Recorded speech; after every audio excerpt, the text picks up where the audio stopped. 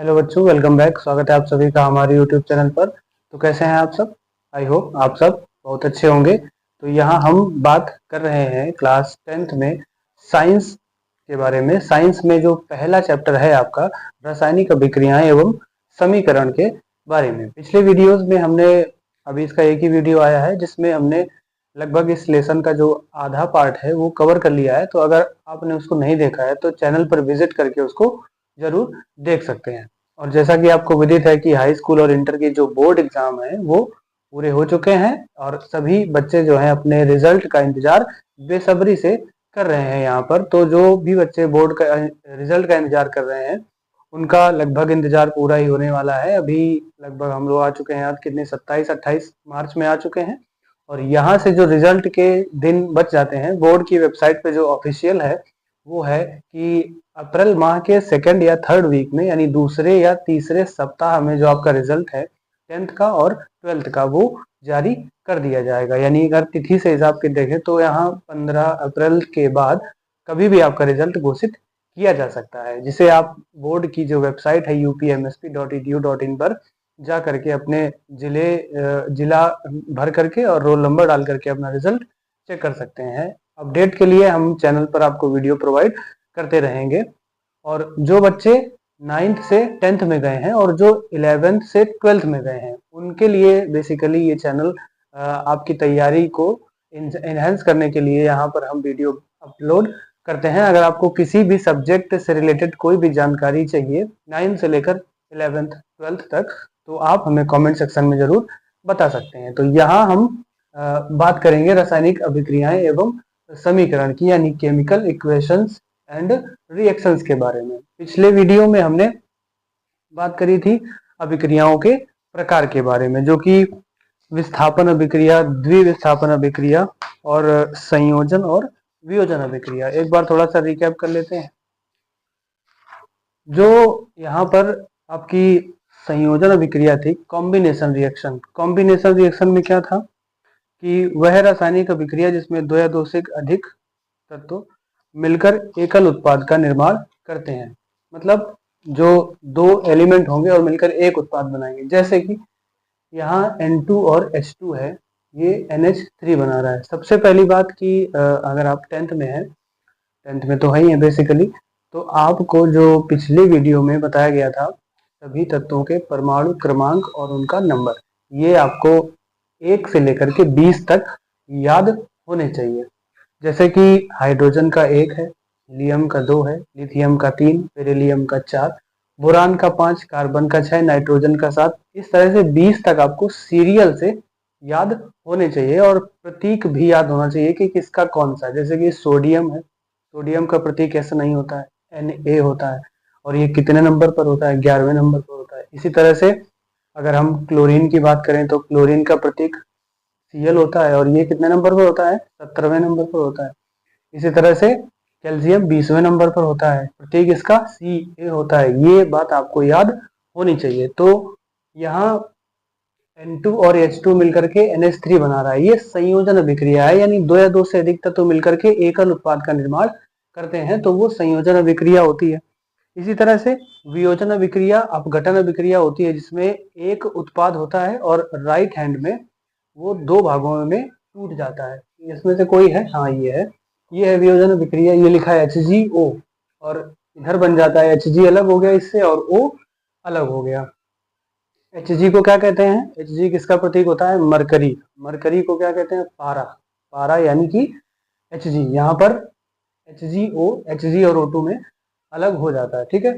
इसी तरह से जो तीसरे टाइप की रिएक्शन करवाई गई थी वो थी विस्थापन अभिक्रिया। विस्थापन में क्या था, डिस्प्लेसमेंट में कि एक तत्व दूसरे को वहां से हटा देता था। जैसे कि इसमें है, हाँ है बिल्कुल, इसमें लिखा है HCl यानी कि हाइड्रोक्लोरिक अम्ल। HCl को क्या कहते हैं, हाइड्रोक्लोरिक अम्ल। तो Zn की जिंक है, जिंक 30 नंबर पर होता है, प्रतीक इसका Zn है। और HCl से जब क्रिया कराते हैं तो ये हाइड्रोजन को यहाँ से हटा देता है और इसकी जगह पर खुद चला जाता है और हाइड्रोजन को हटा करके H2 अलग हो गया। तो ये हो जाती है आपकी विस्थापन अभिक्रिया। और एक थी इसके बाद द्विविस्थापन अभिक्रिया, जिसमें कि डबल डिस्प्लेसमेंट होता है और वो इसमें नहीं है। उसमें एग्जाम्पल में लिखवाया गया था आपको BaCl2 प्लस Na2SO4 और BaSO4 प्लस NaCl। उसमें एक दूसरे से जा करके एलिमेंट क्रिया कर लेते हैं। मान लीजिए यहाँ कुछ है तो वो इसके साथ, और यहाँ कुछ है वो इसके साथ, दो दो एलिमेंट लिखे होते हैं तो दोनों आपस में इंटरचेंज कर लेते हैं, तो वो हो जाती है आपकी द्विविस्थापन अभिक्रिया।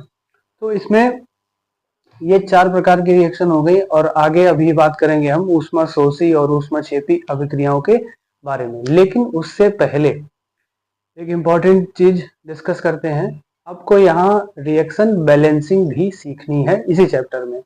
तो रिएक्शन जैसे जैसे आती जाएंगी वैसे वैसे हम आपको थोड़ा थोड़ा इंट्रो बताते जाएंगे कि रिएक्शन बैलेंस कैसे करनी है। रिएक्शन बैलेंस अगर आपको मैथ थोड़ी बहुत आती होगी तो जैसे 3 + 4 = 7 हम लोग लिखते हैं, तो इधर की संख्या बराबर और इधर की संख्या बराबर। सबसे पहले रसायन में क्या होता है कि एक ये एरो बना होगा, और एरो के जो लेफ्ट हैंड साइड होगा और जो राइट हैंड साइड होगा उसको हम लोग बेसिकली नाम देते हैं। इधर वाले को हम लोग कहते हैं अभिकारक, और जो इस तरफ लिखा होता है उसको कहते हैं उत्पाद। यानी अभिकारक और उत्पाद, अभिकारक और उत्पाद की जो संख्या है वो बराबर होनी चाहिए, तब जो रिएक्शन है हमारी वो बैलेंस कही जाएगी। यानी कि जितने नंबर ऑफ, जैसे कि यहाँ N2 है, N2 को क्या कहते हैं नाइट्रोजन, H2 है इसको क्या कहते हैं हाइड्रोजन। नाइट्रोजन और हाइड्रोजन जितने इधर हैं उतने ही अगर इधर हैं तो रिएक्शन को बैलेंस माना जाएगा। और अगर इसमें कुछ गड़बड़ी है, कम ज्यादा है, जैसे कि इधर 2 है और इधर 1 है, इधर 3 है, इधर 4 है, इधर 5 है, इधर 6 है, तो इसको बैलेंस करना पड़ेगा आपको। तो यहाँ रिएक्शन बैलेंस करना भी आपको सीखना है। सबसे पहले चलिए शुरुआत कर, ये 4 रिएक्शन है, ये बैलेंस कर लेते हैं और इसके बाद फिर हम आगे डिस्कस करेंगे चैप्टर में, जो कि है आपका ऊष्माशोषी और ऊष्माक्षेपी अभिक्रिया के बारे में। 2 और रिएक्शन है इसके बाद, जो ऑक्सीकरण और अपचयन और रेडॉक्स अभिक्रिया। ये अभी 4 टाइप की रिएक्शन जो है ये बची हुई हैं, ये अभी बाद में डिस्कस करेंगे। पहले इनको देखते हैं। तो नाइट्रोजन और प्लस में हाइड्रोजन, और ये क्या है NH3। सबसे पहले तो NH3 को जान लो। NH3 को क्या कहते हैं अमोनिया। नाइट्रोजन का ये हाइड्राइड होता है और इसको बोलते हैं हम लोग अमोनिया। ठीक है, अब देखो बैलेंस कैसे करते हैं। यहाँ नाइट्रोजन कितने हैं 2 नाइट्रोजन है, और यहाँ नाइट्रोजन कितने हैं 1। तो इधर कम है, तो इधर कम है, इधर 2 बनाने के लिए क्या करते हैं, इसमें जोड़ते नहीं है, जोड़ने का मतलब है सीधे गुणा करते हैं। तो जैसे यहाँ हमने 2 का गुणा किया, तो 2 का गुणा किया तो देखो नाइट्रोजन तो 2 हो गए, लेकिन यहाँ जो हाइड्रोजन है, अब 2 का गुणा 3 में करेंगे, 3 हाइड्रोजन है तो 2 तिहाई हाइड्रोजन कितने हो गए 6। तो जब 6 हाइड्रोजन हो गए, इस तरफ 6 हाइड्रोजन और इस तरफ 2 ही हाइड्रोजन है, नाइट्रोजन बराबर कर दिए हमने, तो एक चीज गड़बड़ हो गई। 2 हाइड्रोजन है, हाइड्रोजन कितने होने चाहिए थे, इधर है 6, इधर भी कितने होने चाहिए 6 ही होने चाहिए। तो इस तरफ हम कितने से गुणा कर दें कि 6 हो जाए। देखो 2 है, 2 में अगर हम यहाँ 3 का गुणा कर दें, यानी 3 का मल्टीप्लाई करवा दें, तो कितना हो जाएगा 6 हो जाएगा। तो यहाँ हाइड्रोजन की संख्या भी क्या हो जाएगी बराबर हो जाएगी। तो ये बैलेंस रिएक्शन कही जाएगी। ये प्रतीक देख रहे होंगे आप, इस तरह का बना हुआ है। इस प्रतीक का क्या मतलब होता है, ये होता है रिवर्सिबल रिएक्शन का। ठीक है, रिवर्सिबल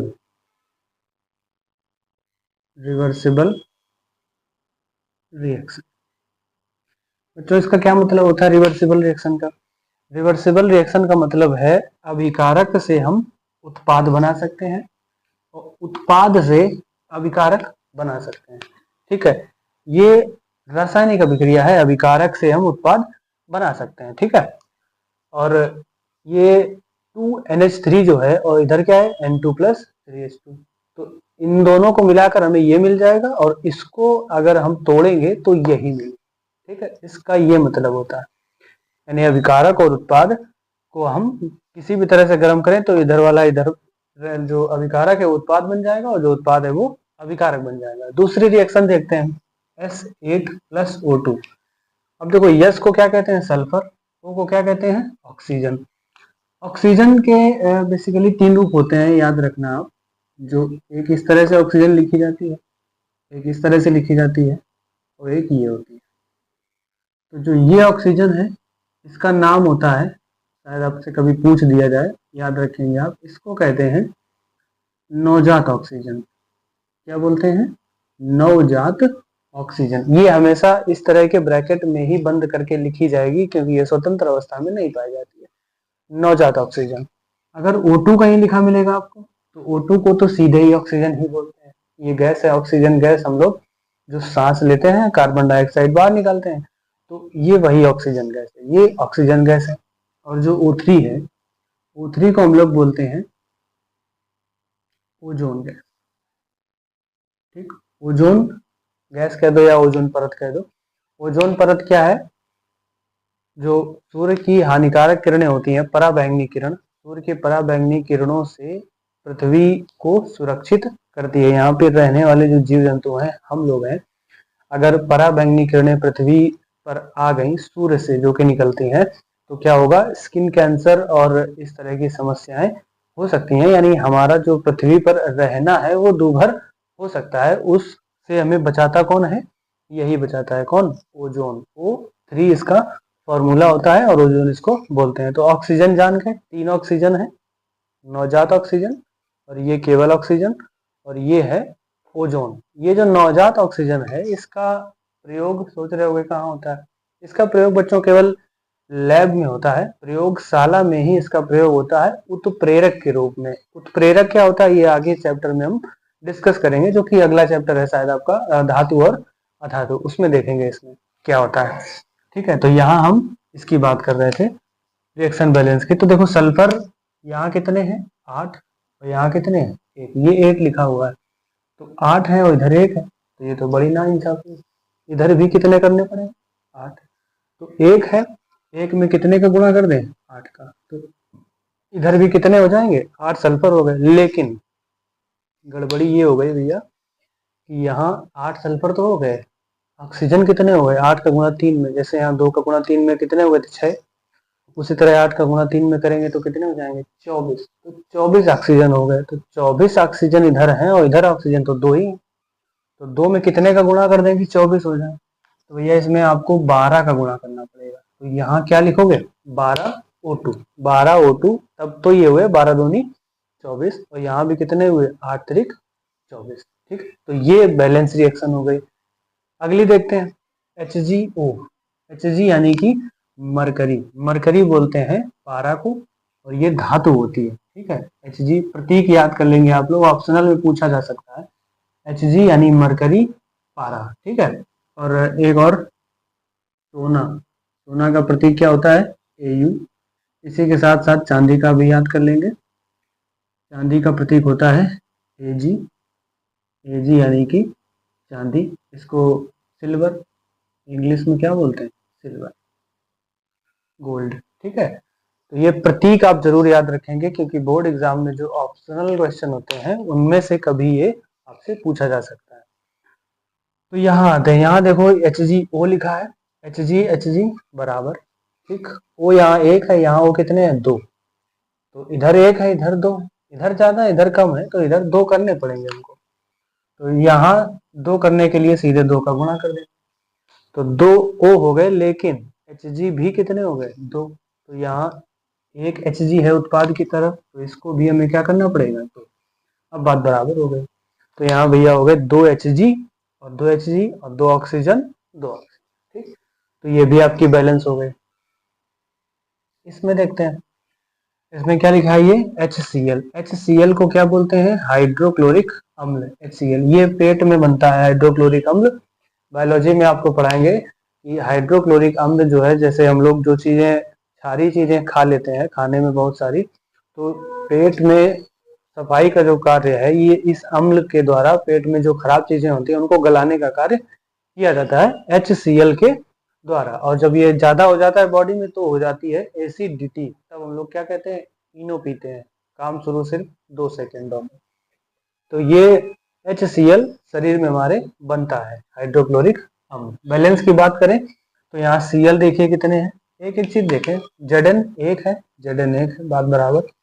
हाइड्रोजन 1 है, लेकिन इधर हाइड्रोजन 2 है भैया, और इधर Cl 1 है, Cl भी 2 है। तो अब यहाँ हमें चाहिए थे 2 हाइड्रोजन, और यहाँ भी 2 है, यहाँ 2 चाहिए, तो 2 चाहने के लिए हमको क्या करना पड़ेगा? 2 का गुणा करना पड़ेगा, तो ये 2HCl हो जाएंगे। Cl भी कितने हो गए, 2 का गुणा इन दोनों में है तो 2H है और 2 ही Cl है, तो Cl भी इसमें कितने हैं, 2, तो ये बैलेंस हो गई। इसको पढ़ेंगे हम लोग हाइड्रोक्लोरिक अम्ल, और इसको पढ़ते हैं ZnCl2 है तो इसको पढ़ेंगे जिंक क्लोराइड। ठीक है, आगे चलते हैं, अगली रिएक्शन देखते हैं। ये लिखा है CH4 और ये लिखा है Cl2। Cl2 यानी क्लोरीन गैस है, और CH4 को हम लोग कहते हैं मीथेन। ठीक, ये कार्बन है, कार्बन का चैप्टर आपको है चैप्टर नंबर 3 जो आपके है कार्बन और एवं उसके यौगिक, इसको हम लोग पढ़ेंगे। कार्बन की गिनती जो है ये आपको उसमें पढ़ाई जाएगी। कार्बन की गिनती जो है 1 अगर होती है तो उसको पढ़ते हैं मिथ, 2 होती है तो उसको 1, 3 होती है तो प्रो, 4 होती है तो ब्यूट, और अगर 5 होती है तो पेंट। इसी तरह का 10 तक होते हैं, तो घबराइए नहीं, ये चीज आपको जब हम चैप्टर पढ़ाएंगे तो उसमें बहुत अच्छे से इसका ऑपरेशन थिएटर में ले जाके आराम से इसकी चीर फाड़ करेंगे, वहां पर बहुत अच्छे से समझाया जाएगा आपको कि कार्बन के कंपाउंड जो है किस तरह से बनते हैं, और उसमें कार्बन की गिनती को हम किस तरह से पढ़ते हैं, और हाइड्रोजन किस तरह से इसमें जोड़ा जाता है।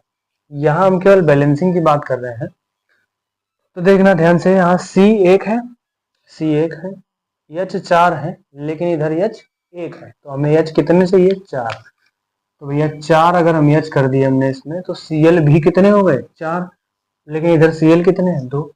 तो अब 2 में कितने का गुणा कर दें हम, 2 का और गुणा कर दें, तो Cl भी कितने हो जाएंगे, 4 Cl हो जाएंगे। ठीक है, तो Cl भी 4 हो गए और हाइड्रोजन भी 4 हो गए। तो इस तरह से हमने 4 रिएक्शन को बैलेंस करना सीखा। ठीक है, तो इनको आप कॉपी पर नोट कर सकते हैं, तब तक हम आगे बढ़ते हैं।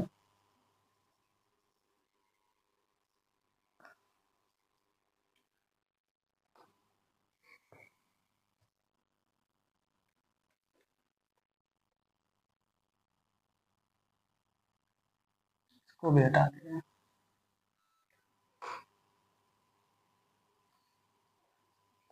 द्विविस्थापन अभिक्रिया तक हो गया था। इसके बाद हेडिंग रहेगी आपकी ऊष्मा शोषी अभिक्रिया। हेडिंग डालनी है ऊष्मा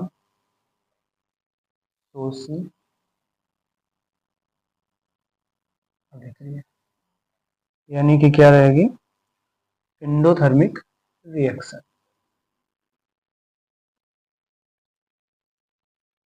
एंडोथर्मिक रिएक्शन, ठीक है। ऊष्मा शोषी अभिक्रिया, ऊष्मा शोषी, शोषी का मतलब होता है शोषण करना, यानी अपने आप में शोषित करना, एब्जॉर्ब करना, बाहर की चीजों को अपने अंदर एब्जॉर्ब करके जो रिएक्शन होगी उसको हम लोग ऊष्मा शोषी अभिक्रिया कहेंगे। लेकिन इसकी परिभाषा क्या होगा, परिभाषा लिखिए, इसकी परिभाषा लिखेंगे, वे रासायनिक अभिक्रियाएं जिनमें अभिकारकों को उत्पाद में बदलने के लिए बाहरी वातावरण से ऊष्मा अवशोषित करनी पड़ती है, ऊष्मा शोषी अभिक्रिया कहलाती है। क्या लिखेंगे, फिर से रिपीट, वे रासायनिक अभिक्रियाएं जिनमें अभिकारकों को उत्पाद में बदलने के लिए बाहरी वातावरण से ऊष्मा अवशोषित करनी पड़ती है, ऊष्मा शोषी अभिक्रियाएं कहलाती हैं। जैसे फॉर एग्जाम्पल में लिखेंगे आप, बर्फ का पिघलना, प्रकाश संश्लेषण, बर्फ का पिघलना, प्रकाश संश्लेषण, ये भौतिक परिवर्तन हो गए। ऊष्मा शोषी अभिक्रिया के लिए ये भौतिक परिवर्तन है। ठीक है, अब रासायनिक में रिएक्शन होगी, रिएक्शन देखते हैं क्या है। रिएक्शन में बच्चा एग्जाम्पल लिखेंगे आप, कैल्शियम कार्बोनेट का टूटना, कैल्शियम कार्बोनेट का टूटना, कैल्शियम कार्बोनेट का टूटना। ठीक है, पिछली क्लास में अगर हम याद करें तो हमने फॉर्मूले बताए थे, CaOH का whole twice, CO2, CO3, SO4, ये कुछ चीजें हैं, ये आप अगर याद कर लेते हैं तो आपको रिएक्शन बनाने में, समझने में ज्यादा आसानी होगी। ठीक है, तो जो CaO होता है इसको हमने कहा था, कहते हैं, क्या कहते हैं भैया, कली चूना। इसको क्या कहेंगे, कली चूना। और ये जो CaOH का उल्टवाइज है इसको कहते हैं बुझा चूना।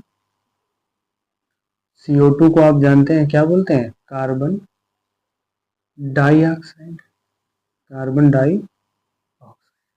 CO3 को क्या कहते हैं, कार्बोनेट। और जो SO4 है इसको कहते हैं सल्फेट।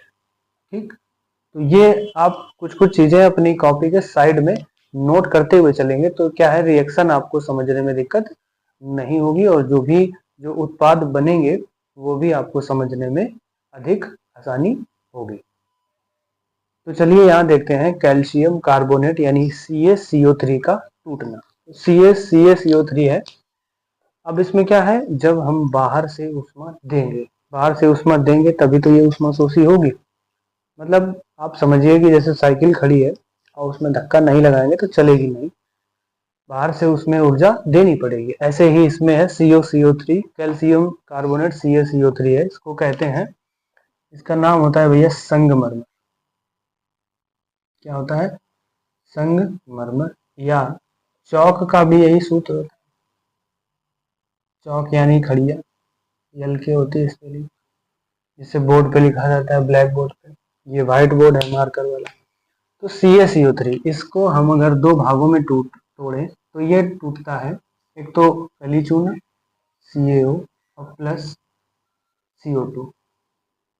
गरम करेंगे तो जाहिर सी बात है, गरम करने पर धुआं तो निकलेगा ही। तो धुआं ही क्या होता है, कार्बन डाइऑक्साइड और CaO यानी कली चूना कैल्शियम ऑक्साइड जो है वो निकल जाता है। एक चीज और बताई गई थी, अगर O2 लिखा है तो इसको ऑक्सीजन पढ़ेंगे, ठीक है, लेकिन अगर ये किसी के साथ लिखा है तो यहाँ ऑक्सीजन नहीं पढ़ेंगे। अब यहाँ O2 की कार्बन से शादी हो गई है, विवाह हो गया, तो विवाह होने पर इसका सरनेम चेंज हो जाता है, ऑक्सीजन नहीं बोलेंगे, इसको क्या बोलेंगे, ऑक्साइड। क्या बोलेंगे, ऑक्साइड। तो यहाँ इसका नाम होगा कार्बन डाई ऑक्साइड। अगर सिंगल कहीं लिखा है तो उसको क्या कहेंगे, ऑक्सीजन। ठीक है, तो यहाँ ये इसको पढ़ेंगे हम लोग कैल्शियम ऑक्साइड और ये होगा कैल्शियम हाइड्रोक्साइड। OH कहीं लिखा मिलेगा तो उसको हाइड्रोक्साइड ही बोलेंगे। तो ये हो गई आपकी कौन सी, उष्मा शोषीय अभिक्रिया। ठीक है, तो इसको नोट कर लीजिए, ये रिएक्शन CaCO3 और ये जो त्रिभुज का निशान बना इसका मतलब होता है गर्म करना। ठीक है,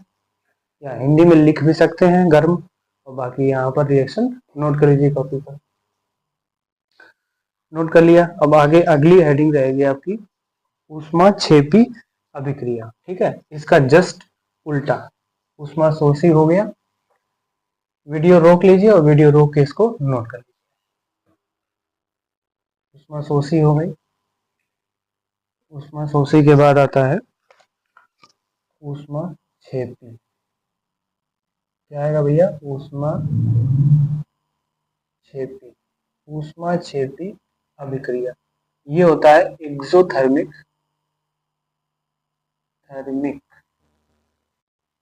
रिएक्शन, एक्सोथर्मिक रिएक्शन, उष्मा क्षेपी अभिक्रिया। लिखिए इसकी परिभाषा।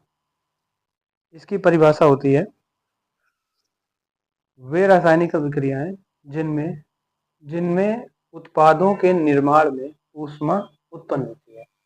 फिर से सुनिए, क्या लिखेंगे, वे रासायनिक अभिक्रियाएं जिनमें उत्पादों के निर्माण में ऊष्मा उत्पन्न होती है, ऊष्मा क्षेपी अभिक्रियाएं कहलाती हैं। ठीक है, वे रासायनिक अभिक्रियाएं जिनमें उत्पादों के निर्माण में ऊष्मा उत्पन्न होती है, ऊष्मा क्षेपी अभिक्रियाएं कहलाती हैं।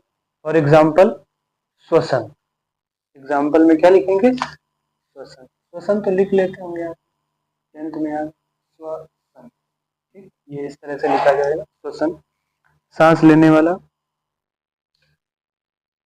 इसमें अभिक्रिया क्या लिखेंगे, C6H12O6 प्लस O2 और यहाँ बनेगा कार्बन डाइऑक्साइड प्लस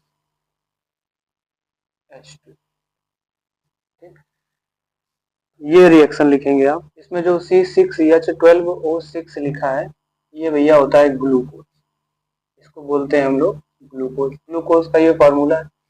O2 जानते हैं ऑक्सीजन है, CO2 कार्बन डाइऑक्साइड है, और H2O तो बच्चे बच्चे को पता है क्या होता है। H2O जल, पानी का सूत्र होता है। ठीक है, तो ये ग्लूकोज हो गया। अच्छा, ग्लूकोज तो ये होता है, शक्कर तो जानते हो गए, C12H22 हो गया। इसको कहते हैं चीनी या शर्करा। शर्करा साइंस में कहा जाता है, चीनी नहीं कहा जाता है। वैसे इसको हम लोग बोलते हैं सुक्रोज। ठीक, सुक्रोज है ये। तो ये रिएक्शन है श्वसन की, इसमें हमें ऊष्मा प्राप्त होती है। ये रिएक्शन अपने आप होती है, सांस लेते हैं हम लोग तो सांस जब बाहर निकालते हैं तो ऊष्मा निकलती है, मिलती नहीं है, निकलती है। तो ये श्वसन की अभिक्रिया है, ये ऊष्मा क्षेपीय अभिक्रिया होती है। ठीक है, तो C6H12O6 और प्लस में O2, O2 ऑक्सीजन लेते हैं और बाहर कार्बन डाइऑक्साइड और पानी, जल। ठीक है, तो ये हो गई हमारी ऊष्मा क्षेपीय अभिक्रिया का उदाहरण। इसको नोट कर लीजिए।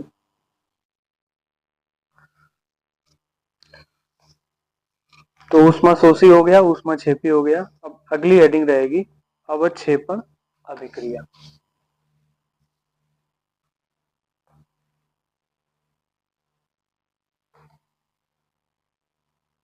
क्या रहेगी?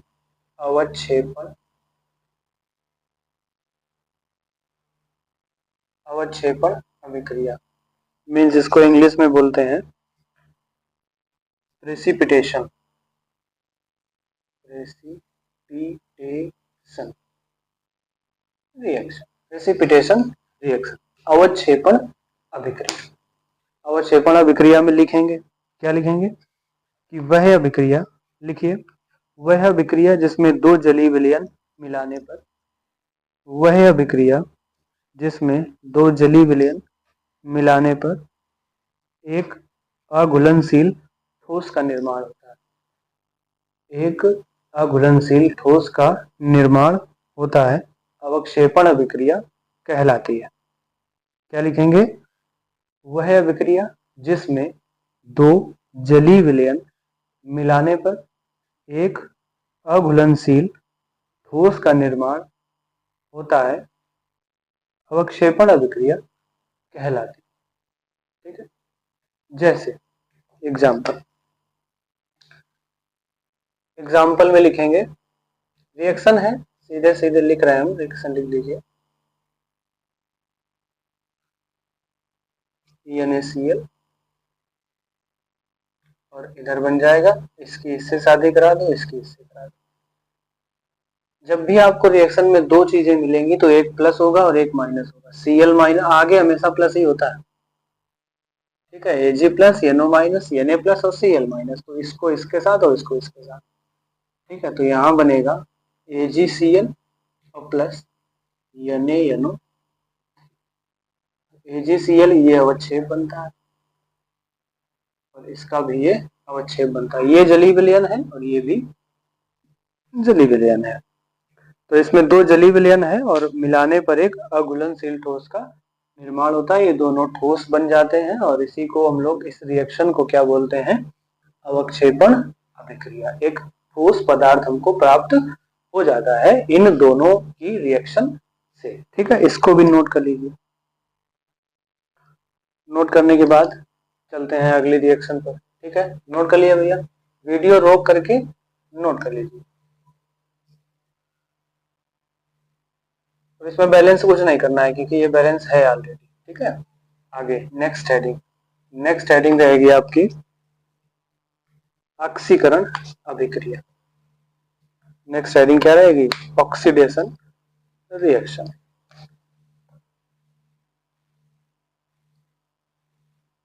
ऑक्सीकरण अभिक्रिया, इंग्लिश में बोले तो oxidation, oxidation reaction, oxidation reaction. लिखिए इसमें क्या लिखेंगे ऑक्सीडेशन अभिक्रिया में? वह अभिक्रिया जिसमें किसी पदार्थ में ऑक्सीजन का योग या हाइड्रोजन का ह्रास होता है, हाइड्रोजन का ह्रास होता है, ऑक्सीकरण अभिक्रिया कहलाती है। रिपीट करेंगे एक बार, वह अभिक्रिया जिसमें किसी पदार्थ में ऑक्सीजन का योग या हाइड्रोजन का ह्रास होता है ऑक्सीकरण अभिक्रिया कहलाती है। ठीक, तो क्या होगा, ऑक्सीजन का योग होगा, शॉर्ट में लिख लेंगे यहाँ ऑक्सीजन का योग या हाइड्रोजन का ह्रास।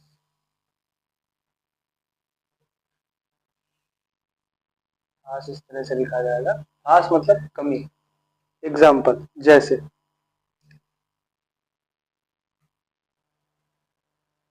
जैसे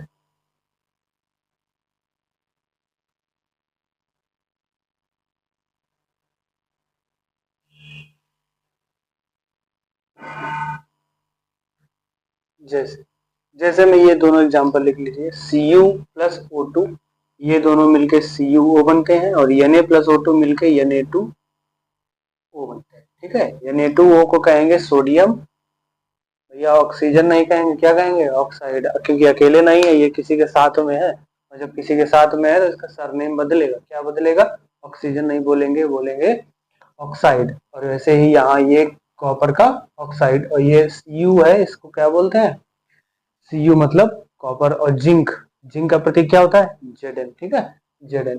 कॉपर 29वें नंबर पर है और जिंक 30वें नंबर पर है, सोडियम कितने पर है, 11वें नंबर पर। ठीक है, तो ये CuO और ये Na2O। यहाँ देखने से लग रहा है शायद ये बैलेंस नहीं है, तो इसको बैलेंस कर लेते हैं। बैलेंस करने के लिए क्या करेंगे, देखो यहाँ ऑक्सीजन कितने हैं, दो, यहाँ कितने हैं, एक, तो यहाँ भी दो कर दो, दो कर दिए तो कॉपर भी दो, यहाँ भी दो करने पड़े। इसी तरह से यहाँ भी देखो, Na कितने हैं, दो, यहाँ Na कितने हैं, एक, ऑक्सीजन कितने हैं, दो, यहाँ ऑक्सीजन कितने हैं, एक, ऑक्सीजन बढ़ाने पड़ेंगे तो यहाँ दो का गुणा करने पड़ेगा, लेकिन ऑक्सीजन तो बराबर हो गए Na, लेकिन इसमें गड़बड़ हो गई, दो दूनी चार, जब Na चार हो गए तो यहाँ दो काम नहीं करेगा, तो यहाँ फिर Na करने, चार Na करने पड़ेंगे, तो चार Na करने के लिए क्या करना पड़ेगा, चार का ही इसमें और गुणा कर देंगे। ठीक है, तो यहाँ हो जाएगा 4Na प्लस O2 और इज इक्वल टू 2Na2 और O। ये LHS है समीकरण, समझिए इसको, LHS को क्या कहेंगे, अभिकारक। ये दोनों ही अभिकारक हैं, कोई सिंगल नहीं, दोनों अभिकारक हैं। और इसको क्या कहेंगे, उत्पाद। और अगर इसको देखें तो ये कॉम्बिनेशन रिएक्शन है, योगात्मक अभिक्रिया है, जिसमें दो या दो से अधिक अणु मिल करके एक अणु का निर्माण कर रहे हैं। सबसे पहली अभिक्रिया ये कराई थी आपको, योगात्मक या कॉम्बिनेशन रिएक्शन। ठीक है, संयोगात्मक अभिक्रिया। तो ये हो गया आपका ऑक्सीकरण अभिक्रिया। ठीक है, वीडियो को पॉज करके नोट कर लीजिए इसको, आगे बढ़ते हैं। ऑक्सीकरण हो गया, ऑक्सीकरण के बाद आगे चलते हैं हम लोग, आगे आएगा आपका अपचयन अभिक्रिया। ऑक्सीकरण करवा दिया हमने, अब चलते हैं अपचयन अभिक्रिया। अब क्या करवाएंगे, अपचयन, इसको बोलते हैं इंग्लिश में रिडक्शन, रिडक्शन रिएक्शन। अपचयन बोले तो रिडक्शन रिएक्शन। लिखिए परिभाषा, परिभाषा क्या लिखेंगे, वह अभिक्रिया जिसमें किसी पदार्थ में, अब उसमें क्या था, ऑक्सीजन का योग, इसमें लिखेंगे ऑक्सीजन का ह्रास। ठीक है, वह अभिक्रिया जिसमें किसी पदार्थ में ऑक्सीजन का ह्रास या हाइड्रोजन का योग, इसका जस्ट उल्टा, ऑक्सीजन का ह्रास और हाइड्रोजन का योग होता है, अपचयन अभिक्रिया कहलाती है। रिपीट एक बार और सुन लीजिए, वह अभिक्रिया जिसमें किसी पदार्थ में ऑक्सीजन का ह्रास या हाइड्रोजन का योग होता है, अपचयन अभिक्रिया कहलाती है। जैसे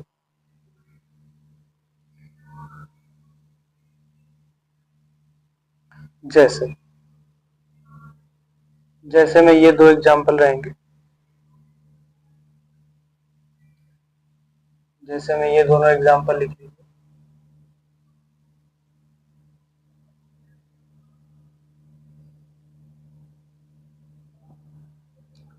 अब इसमें क्या है, ऑक्सीजन की कमी होगी या हाइड्रोजन का योग होगा, ये दोनों में ही हाइड्रोजन का, इसमें तो हाइड्रोजन की क्लोरीन से क्रिया करवा रहे हैं तो ये हाइड्रोजन का योग हो रहा है, और इसमें ऑक्सीजन का क्या हो रहा है, ह्रास।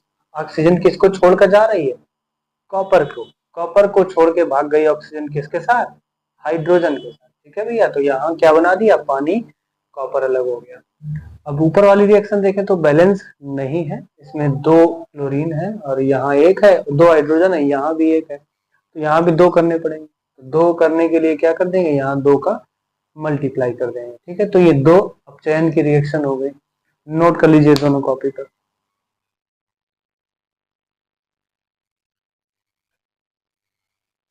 नोट कर लिया होगा। आगे बढ़ते हैं। आगे एक और इसमें रिएक्शन बची है लास्ट, जिसको हम लोग बोलते हैं रेडॉक्स अभिक्रिया। रेडॉक्स, तो ये इंग्लिश जैसा नाम लग रहा है, रेडॉक्स रिएक्शन। रेडॉक्स अब जिसमें ऑक्सीकरण और अपचयन दोनों होता है उसको रेडॉक्स अभिक्रिया बोलते हैं। तो इसका दूसरा नाम भी हो जाता है, इसका दूसरा नाम लिख लेंगे यहाँ, क्या लिख लेंगे, ऑक्सीकरण या अपचयन अभिक्रिया। ऑक्सीकरण अपचयन अभिक्रिया या रेडॉक्स अभिक्रिया, ठीक है, दोनों नाम मिला के लिखे जाएंगे, ऑक्सीकरण अपचयन अभिक्रिया या रेडॉक्स अभिक्रिया, ठीक है। तो ये दोनों हो गए रेडॉक्स रिएक्शन। रेडॉक्स जो है नाम ज्यादा प्रचलित है, ठीक है। अब इसकी परिभाषा पे चलते हैं। परिभाषा लिखिए, परिभाषा क्या होगी, लिखिए वह अभिक्रिया, क्या लिखेंगे, वह अभिक्रिया जिसमें एक पदार्थ का ऑक्सीकरण और दूसरे पदार्थ का अपचयन होता है। वह अभिक्रिया जिसमें एक पदार्थ का ऑक्सीकरण और दूसरे पदार्थ का अपचयन होता है, रेडॉक्स अभिक्रिया कहलाती है, ठीक है। तो एक पदार्थ का क्या होगा, ऑक्सीकरण हो जाएगा और दूसरे पदार्थ का क्या हो जाएगा, अपचयन हो जाएगा, तो उसको हम लोग बोलेंगे क्या, ऑक्सीकरण अपचयन अभिक्रिया या रेडॉक्स अभिक्रिया, ठीक है। एग्जाम्पल जैसे में लिख देंगे ZnO प्लस C, ये बन जाएगा Zn प्लस CO, ठीक। तो इसमें एक पदार्थ का ऑक्सीकरण हो रहा है और दूसरे का अपचयन भी हो रहा है, ठीक है। अब यहाँ अपचयन कैसे हो रहा है, अपचयन में हमने क्या सीखा, ऑक्सीजन का ह्रास। ऑक्सीजन का ह्रास कैसे हो रहा है, देखो जिंक के साथ ऑक्सीजन है, जिंक ऑक्साइड लिखा है ना, Zn, ऑक्सीजन इसके साथ लिखी है, तो यहाँ ऑक्सीजन छोड़ के चली जाती है कार्बन के साथ जिंक को, तो ऑक्सीजन का क्या हो गया, ह्रास, तो ये अपचयन हो गया, ठीक। और ऑक्सीजन का योग, योग किस में हो रहा है भैया, कार्बन में, किस, इसको छोड़ के जा रही, तो ये अपचयन हो गया, जिसमें जुड़ रही है वो हो गया ऑक्सीकरण, ठीक है। तो ये कार्बन के साथ जुड़ रही है तो CO बन रहा है, ठीक है। तो ये CO को बोलते हैं हम लोग कार्बन मोनोऑक्साइड। Zn किसको बोलते हैं, जिंक को, तो Zn जिंक और CO कार्बन मोनोऑक्साइड। ये रिएक्शन हो गई आपकी रेडॉक्स अभिक्रिया, समझ गए। ऑक्सीकरण में क्या होता था, ऑक्सीजन का योग या हाइड्रोजन का ह्रास। अपचयन में क्या होता था, ऑक्सीजन का ह्रास और हाइड्रोजन का योग। रेडॉक्स में ये दोनों ही चीजें साथ साथ हो जाती हैं, तो उसको बोलते हैं रेडॉक्स अभिक्रिया, ठीक है। यहाँ एक चीज देख लेते हैं जो लिखा है CO। C को तो जानते हो, खाली कार्बन बोलते हैं, 6 इसका परमाणु क्रमांक होता है, 12 इसका परमाणु भार। इस पे नहीं जाते हैं, इसकी जो है वो देखते हैं। CO को बोलते हैं हम लोग कार्बन मोनोऑक्साइड। कार्बन तो लिखा ही है, क्या लिख लेंगे, कार्बन मोनोऑक्साइड, ठीक है। इसका एक और वो होता है, तो इसको हम लोग लिखते हैं CO3, लिखा है शायद, ये लिखा है CO3 को क्या बोलते हैं, कार्बोनेट, ठीक है। CO3 यानी कार्बन कार्बोनेट। गिनती देख लो एक बार और, अगर कोई चीज एक लिखी है तो उसको मोनो पढ़ते हैं, अगर CO2 हो गया तो उसको डाई पढ़ते हैं, 3 हो गया तो ट्राई को पढ़ते हैं, 4 हो गया भैया तो टेट्रा पढ़ते हैं, और 5 हो गया तो पेंटा पढ़ देते हैं, ठीक है। तो मोनो, डाई, ट्राई, टेट्रा और पेंटा, ये सामान्य गिनती है, कार्बन की गिनती नहीं है। कार्बन की गिनती को मेथेट कहते हैं, कंफ्यूजन में मत रहिएगा। मोनो, डाई, ट्राई, टेट्रा और पेंटा, ठीक है। तो ये जो रिएक्शन का पूरा खेला था वो पूरा खत्म हो गया है। इस चैप्टर में रिएक्शन के कुल 10 प्रकार बताए हैं हमने आपको। संयोजन अभिक्रिया से शुरू किया था, कॉम्बिनेशन रिएक्शन से, और खत्म हुआ है रेडॉक्स अभिक्रिया पर। इनमें से निश्चित ही लगभग हर वर्ष अगर रिएक्शन पूछी जाएगी चैप्टर से, तो यहाँ 2 से 4 नंबर के सवाल जरूर बनते हैं। रिएक्शन अगर केमिस्ट्री का पेपर है तो रिएक्शन आती ही है। और अगर आपको केमिस्ट्री पर पकड़ बनानी है तो यहीं से बनाइए 10th से ही, क्योंकि 11th 12th में आप जाएंगे, चाहे आप बायोलॉजी लें चाहे मैथ लें, केमिस्ट्री तो आपको लेनी ही पड़ेगी। तो इसलिए केमिस्ट्री पर यहीं से ध्यान देना आप शुरू कर दें, नहीं तो 11th 12th में समझने में बहुत कठिनाई होती है केमिस्ट्री में। सबसे पहले क्या करेंगे आप, परमाणु क्रमांक जो हमने बताए थे रिवाइज करिए एक बार मेरे साथ। हाइड्रोजन का 1, हीलियम का 2, लिथियम का 3, बेरिलियम का 4, बोरान का 5, कार्बन का 6, नाइट्रोजन का 7, ऑक्सीजन का 8, फ्लोरीन का 9, नियान का 10, सोडियम का 11, मैग्नीशियम का 12, एल्यूमिनियम का 13, सिलिकॉन का 14, फास्फोरस का 15, सल्फर का 16, क्लोरीन का 17, आर्गन का 18, पोटेशियम का 19 और कैल्शियम का 20। इस तरह से आपको लगातार याद होने चाहिए। अभी सिर्फ 20 तक जरूरत है, धीरे धीरे आप 30 तक भी याद कर लेंगे, ठीक है। आगे जब हम चैप्टर में चलेंगे तो 30 तक भी आपको एक बार फिर से नोट करवा दिया जाएगा। तो ये अभिक्रियाओं का जो पूरा था खेल वो खत्म हो गया यहाँ से। अब हम अभी चैप्टर खत्म नहीं हुआ है, इसमें 2 चीजें और बची हैं आपकी, संक्षारण और विकृत गंधिता, ठीक है। तो ये पहले नोट कर ले, नोट कर लिया, आगे बढ़ते हैं। अब ऊपर से बिगाड़ रहे हैं, पूरा साफ कर देते हैं। अब इसमें 2 हेडिंग मेन है। हेडिंग डालिए संक्षारण। पेपर में क्वेश्चन आता है संक्षारण किसे कहते हैं, कभी आ जाता है संक्षारण से आप क्या समझते हैं। संक्षारण बोले तो कोरोजन। लोहा आप सबने देखा होगा, है ना, लोहा यानी कि जंग। जंग का सूत्र कभी कभी आपसे पूछ दिया जाएगा, तो वो आप इस तरह से याद रखेंगे, Fe2O3.X2। इसमें X2O मतलब जितना ज्यादा पानी उतनी ज्यादा जंग। लोहे में क्या होता है, जंग लग जाती है और ये लोहे को क्या करती है, खराब कर देती है। जंग से लोहा खराब हो जाता है। अच्छा, एक क्वेश्चन पूछ रहा है, जो लोहा है, लोहे में जंग लगने से लोहे का वजन हल्का होता है या भारी होता है, क्या होगा, कमेंट बॉक्स में बताएंगे, ठीक है। तो सबसे पहले समझते हैं यहाँ संक्षारण। संक्षारण क्या है कि सामान्यतः लोहे में जंग लगना ही संक्षारण होता है, ठीक है। संक्षारण का मतलब एक हिंदी में ये समझिए आप, क्षरण, ठीक। क्षरण मतलब कमी होना, झरना, ठीक है। तो संक्षारण हेडिंग लिख दीजिए और इसकी परिभाषा। परिभाषा में क्या लिखेंगे, लिखिए वह प्रक्रिया जिसमें धातुएं अपने आसपास मौजूद नमी, अम्ल या ऑक्सीजन के संपर्क में आकर खराब या संक्षारित होने लगती हैं, संक्षारित होने लगती हैं। तो संक्षारित होने की यह प्रक्रिया ही संक्षारण कहलाती है, ठीक है। एक बार और सुन लीजिए, वह प्रक्रिया, वह प्रक्रिया जिसमें धातुएं अपने आसपास मौजूद नमी, अम्ल या ऑक्सीजन के संपर्क में आकर खराब या संक्षारित होने लगती हैं, तो संक्षारित होने की यह प्रक्रिया संक्षारण कहलाती है। जैसे जैसे एग्जाम्पल में लिख लीजिए, जैसे लोहे में जंग लगना। एग्जाम्पल में क्या लिखेंगे, लोहे में जंग लगना, लोहे में जंग लगना। और ये रिएक्शन लिख लीजिए, लोहे में जंग लगना।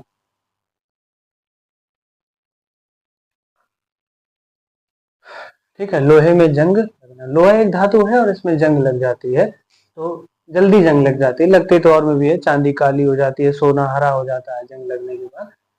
तो उसमें सामान्यतः नहीं लगती है, लेकिन लोहे में जल्दी लग जाती है। तो इसमें उदाहरण लोहे का लिया गया है, Fe यानी आयरन।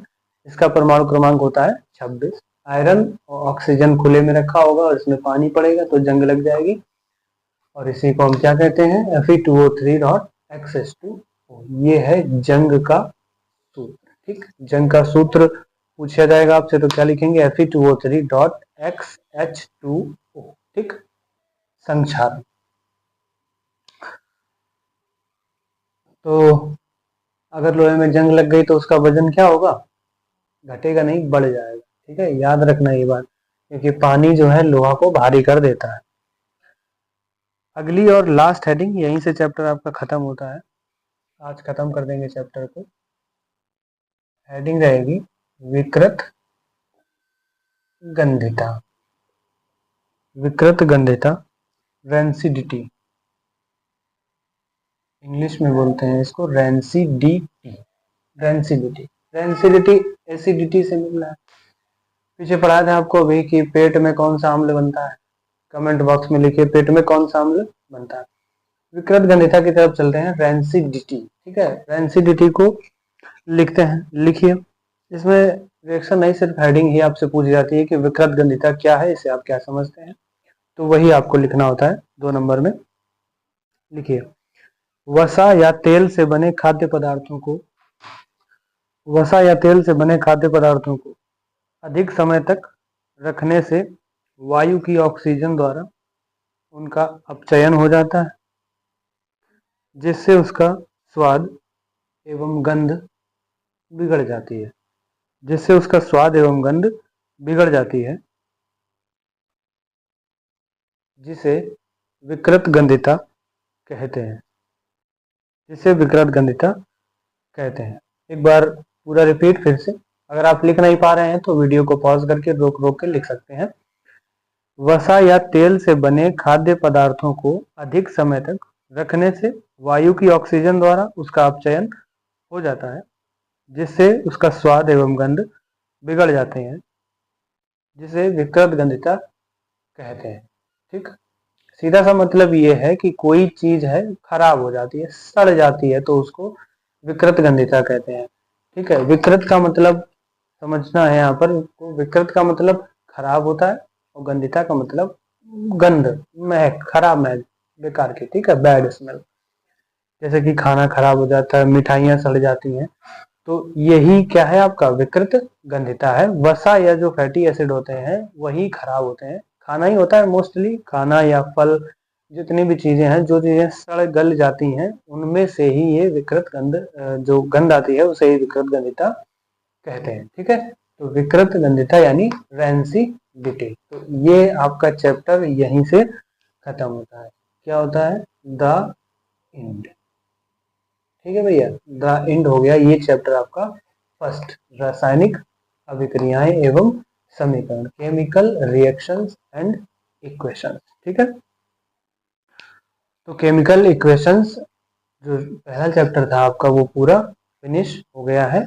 उम्मीद है आपको ये वीडियो अच्छा लगा होगा। अगर इसे आप कुछ सीखते हैं तो अपने इसको दोस्तों में वीडियो को शेयर करिए। चैनल को अगर सब्सक्राइब नहीं किया है तो चैनल को सब्सक्राइब कर लीजिए, और अगर कहीं भी कोई भी डाउट रह जाता है तो हमें कमेंट बॉक्स में आप जरूर बता सकते हैं, तो नेक्स्ट वीडियो जो आएगा उसमें उस डाउट को क्लियर कर दिया जाएगा। और अगर रिएक्शन बैलेंस आपको सीखनी है तो अगर आपको एक सेपरेट वीडियो चाहिए रिएक्शन बैलेंस पर, जिसमें 10 से 15-20 रिएक्शन ही सिर्फ हम आपको बैलेंस करना सिखाएंगे, तो आप कमेंट बॉक्स में बताएं, उस पर एक अलग वीडियो बन जाएगा।